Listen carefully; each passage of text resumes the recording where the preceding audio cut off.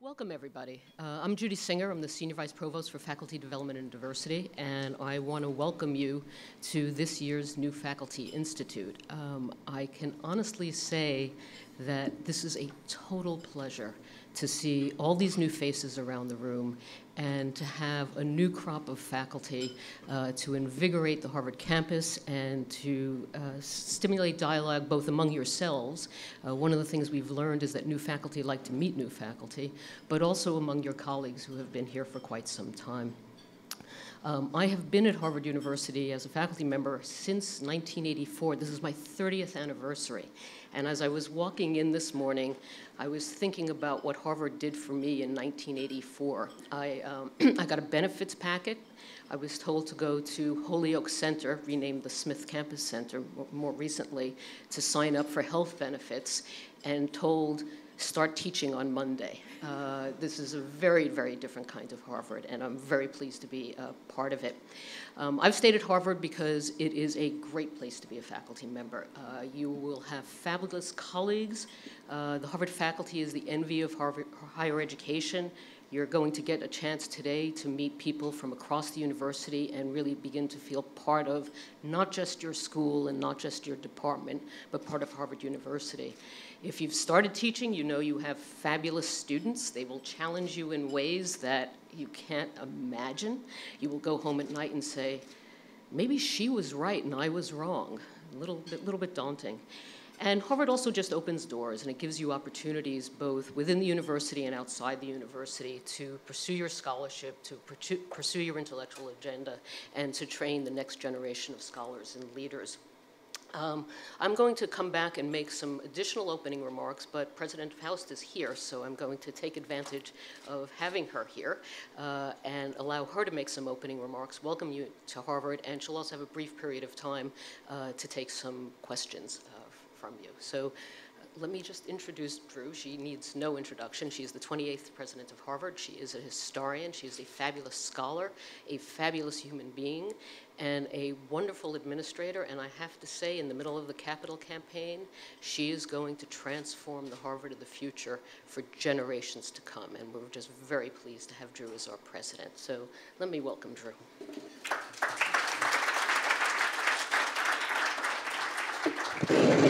Thank you, Judy. Could you please give me all my introductions? That was really nice. Welcome, everyone. It's wonderful to see you here. I hope your first days at Harvard have been exhilarating and not too bewildering. This is a large place, and when I greet the freshmen, I often tell them they ought to have a compass and a whistle in order to find their way around. So I hope you have not found that you are lost in the midst of all that is Harvard. I just want to say a very few words and then take your questions and hear about what's on your mind.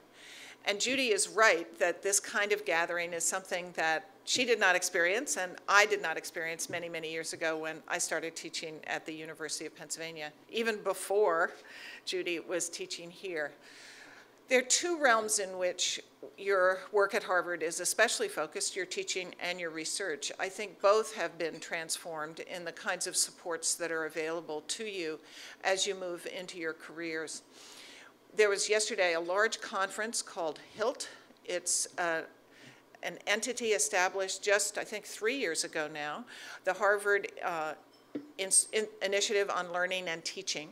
And it's meant to help support faculty in meeting the aspirations we all have for transforming teaching in face of how we know so much more about how people learn, transforming teaching in face of the opportunities in the digital realm. And so offering faculty a chance to experiment, to come together, to talk about what they're doing. So that is one indication of the kinds of different opportunities are available and the kinds of resources that you can turn to as you move through your teaching careers. When I began teaching, which was at the University of Pennsylvania, they cared that I had a dissertation and they gave me a piece of chalk and they just said, go do it. And there was a notion that you were either born to be a great teacher or not, and that nothing could be done about it. And the truth is so far different from those set of assumptions. And In addition to providing support for exploration of new ways of approaching teaching, we also have a lot of ways of supporting beginning teachers or teachers who want to strengthen the various aspects of their work. And so please take advantage of all of those and recognize that you evolve as a good teacher. You're not born as a good teacher. And that there are many different dimensions to teaching. It's not just performance.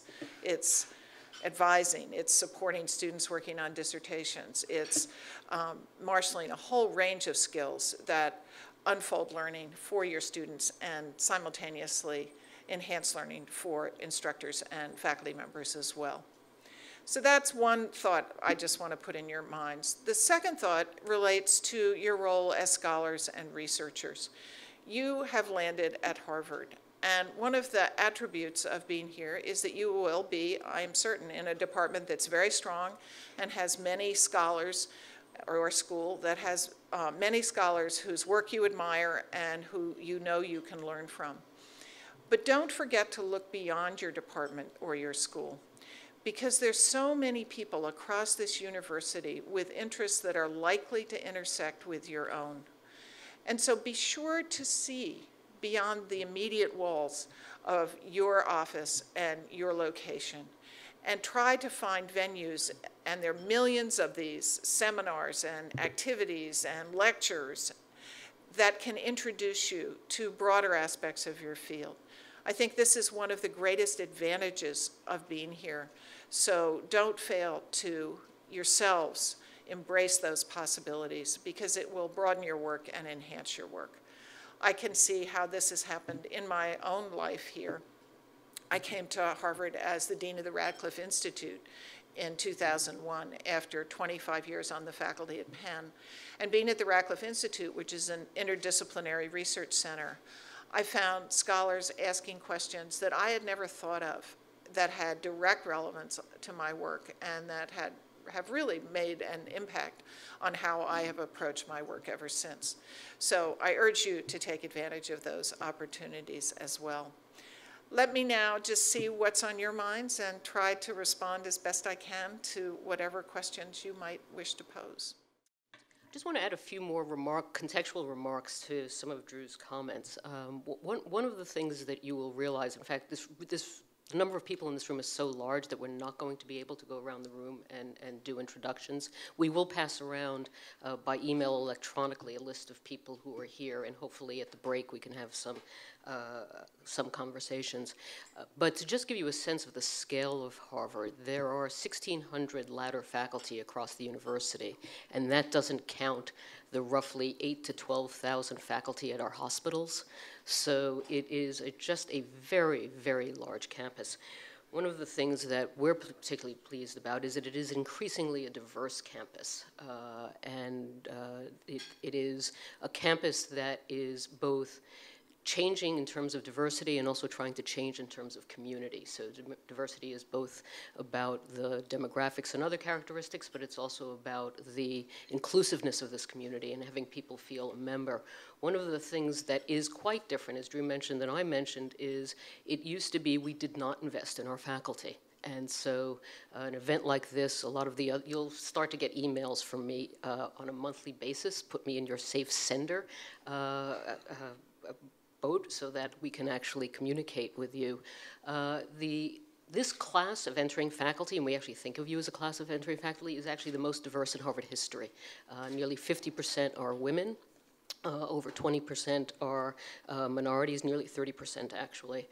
But one of the challenges for Harvard is that it is historically decentralized. And when Drew talked about the vision of One Harvard, it is about trying to break down these boundaries and having people on the faculty and in the community at large feel like they are part of the community. And so that's part of what we're trying to do today. We're going to have a pair of panels. The first one is going to be recently promoted associate professors, and the second one is going to be some of our tenured faculty. And the goal of these two panels is for people from across the university, and you'll notice that our speakers are from a variety of schools all across the university. Things differ across the schools. We'll be the first people to say that. And you'll start to get that sense both in what you'll hear today from our panelists, but also in some of the questions that you'll be asked. Some schools have well-established mentoring programs, for example. Other schools are still developing those kinds of things, to Rosetta's question. So, but we're trying to make a difference. We're trying to change the university, and we're very open to your ideas. So I hope you see today as an opportunity to begin the conversation, not to end the conversation. And my email and my door is always open, and I'm happy to talk to all members of the faculty. It's actually the best part of my job. They pay me to do this. It's pretty amazing. Some of the questions that we've asked people to address today are, in giving advice to new faculty, especially junior faculty, but not just junior faculty, we actually have a number of senior faculty here as well, is what do you think are the essential factors to one's development here as a faculty member, as a scholar, and as a teacher? What kinds of things really make a difference? I think Tay's question of what not to do is actually a good one. What to say no to is actually one that I would add in there. What kinds of resources across the university are available to you? This is a resource-rich university in terms of human capital. There are people in every field under the sun. If you have an idea that you want to bounce against somebody who's from a different field, this is a place where we are happy to try to make connections. We have an online tool called Harvard Faculty Finder that you just type in a keyword and you can find a faculty member who has been doing work in a particular area. And most Harvard faculty actually are quite willing to respond to requests from other Harvard faculty. I think you'll find that that's quite open. And also, how do you develop relationships with people? How do you establish new collaborations? How do you become both a citizen of your department and your school, but also a citizen of the university and be part of the intellectual fabric of the university? So these are just some of the topics that we're going to be talking about today. Both of the panels are going to be introduced by my colleague, Elizabeth Ankarana, who is the Assistant Provost for Faculty Development and Diversity, and I'm going to introduce her now and sit down and have a cup of tea. Thank you.